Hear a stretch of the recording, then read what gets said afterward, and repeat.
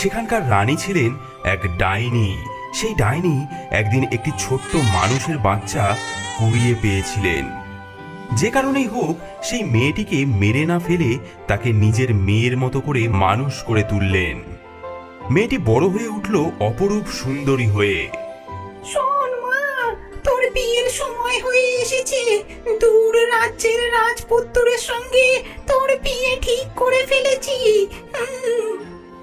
মা, মাগো, আমি কি সত্যি রাজপুত্রের উপযুক্ত? তুই তুই আমার মেয়ে, নিশ্চয় উপযুক্ত। তোর সঙ্গে যাবে আমার বিশ্বস্ত রাক্ষসী, সে তোর দাসীর ছদ্মবেশে থাকবে। হুকুম করুন মা। আর শোন মা, তোর সুরক্ষার জন্য দিচ্ছি এই দুই লিলিপুট ভূত। এরা তোর কানের দুল হয়ে থাকবে তোর সঙ্গে। দুটি ছোট্ট ভূত বেরিয়ে আসে বাক্স থেকে।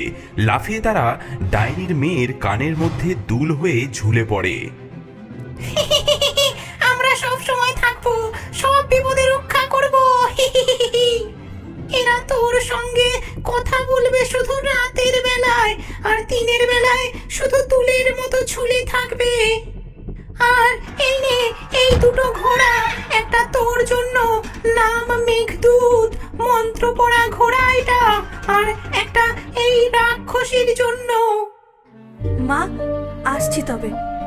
কাঁদবি না বাছা আমার, তুই আমার মেয়ে, যা রাজরানী হয়ে আয়।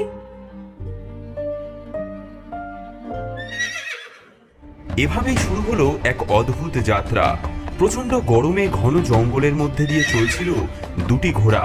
এক ঘোড়ায় ডাইনির পালিতা কন্যা, অন্যটিতে ছদ্মবেশী রাক্ষসী।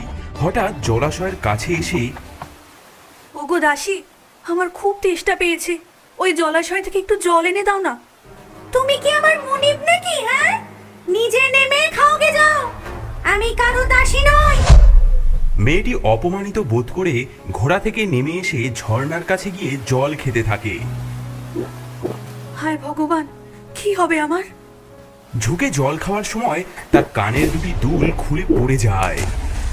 আমাদের হারিয়ে ফেললে, এখন তুমি একা রাজকুমারী। মেয়ে দুল দুটি হারিয়ে ফেলার কথা টেরও পায় না, কিন্তু রাক্ষসী দাসী সব দেখে ফেলে।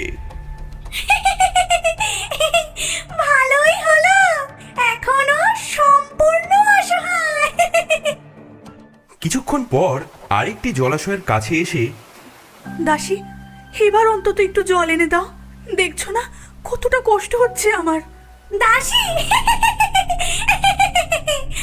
আজ তোকে দেখায় আমার আসল রূপ।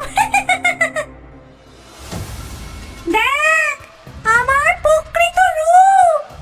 তোর ডাইনি মা আমাকে মন্ত্রের বাঁধনে বেঁধে রেখেছিল, আজ সেই বাঁধন ছিঁড়ে ফেলবো আমি। না না না না না, তুমি তো আমার মায়ের খুব বিশ্বস্ত। বিশ্বস্ত? তোর মা একটা ডাইনি হলেও আমার মতো শক্তিশালী রাক্ষসীকে চিরকাল বেঁধে রাখতে পারবে না। খুলে ফেল, খুলে ফেল তোর রাজকীয় পোশাক।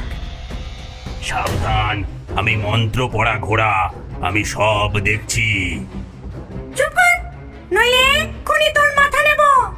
আর শুনবে, এক্ষুনি শপথ নে, যা ঘটলো তা কাউকে বলবি না। শপথ নে, নইলে। শপথ, শপথ নিলাম। ডাইনির মেয়ে ধীরে ধীরে নিজের রাজকীয় পোশাক খুলে দেয়। রাক্ষসী পরে নেয় সেই রাজকীয় পোশাক এবং মেয়েটিকে পরতে হয় তার দাসীর পোশাক। এখন থেকে আমি রাজকন্যা, আর তুই তুই একজন সামান্য দাসী। মেঘদূত এখন আমার। আর খবরদার, এইসব কথা যদি কাউকে বলিস তাহলে তখনই তোর গর্দান নেব আমি। ডাইনির মেয়ে, ভয় পেও না, যার মন পরিষ্কার জয় সবসময় তারই হবে। সেই ছদ্মবেশী রাক্ষসী এবং আসল রাজকুমারী রাজপ্রাসাদে গিয়ে পৌঁছায়। রাজপুত্র এবং বৃদ্ধ রাজা এগিয়ে আসেন। কি অদ্ভুত! কোণে সাজে যে এসেছে তার সঙ্গে এমন ছিন্ন বস্ত্র একজন কেন? স্বাগতম আমার প্রিয় কোণে।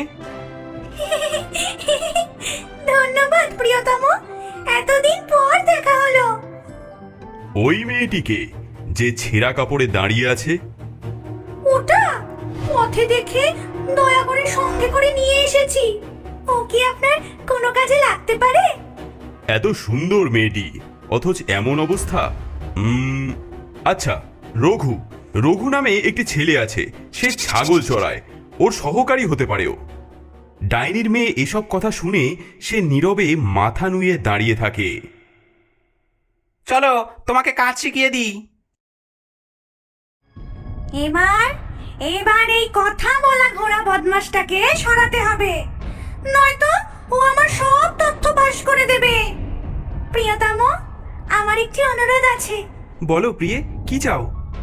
আমার ঘোড়া মেঘদূত, ওটা খুব দুষ্ট, আমাকে না কামড়াতে চায়।